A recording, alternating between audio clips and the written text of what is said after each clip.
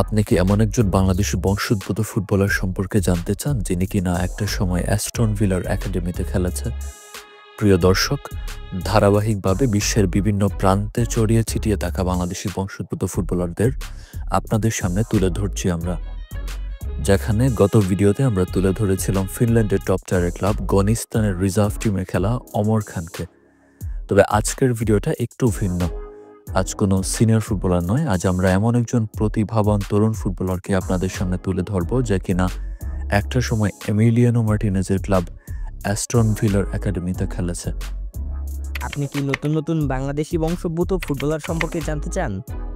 হ্যাঁ, তাহলে আপনি একদম ঠিক জায়গায় এসেছেন। কারণ বিশ্বের বিভিন্ন প্রান্তে ছড়িয়ে ছিটিয়ে থাকা বংশোদ্ভূত ফুটবলারদের আপনাদের সামনে তুলে ধরবো আমরা। তো চলুন শুরু করা যাক। বর্তমানে ফুটবলের তালিম নিচ্ছে ইংলিশ ক্লাব পিটারবোরো ইউনাইটেড এফসির একাডেমিতে, আর এই ফুটবলারের নাম হলো জাকারিয়া রহমান। জাকারিয়ার জন্ম ও বেড়ে ওঠা ইংল্যান্ডে। তার বাবা একজন বাংলাদেশি এবং মা একজন ইংলিশ স্কটিশ, অর্থাৎ ভবিষ্যতে জাকারিয়া চাইলে প্রতিনিধিত্ব করতে পারবেন বাংলাদেশ, ইংল্যান্ড, স্কটল্যান্ড তিনটি দেশের হয়ে।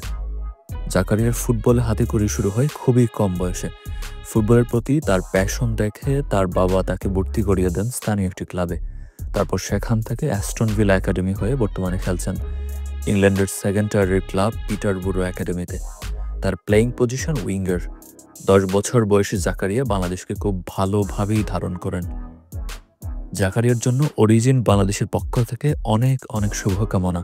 আশা করছে একদিন অনেক বড় ফুটবলার হবেন তিনি, আর বিশ্বমঞ্চে বাংলাদেশের হয়ে প্রতিনিধিত্ব করে বাংলাদেশকে নিয়ে যাবেন অনন্য উচ্চতায়।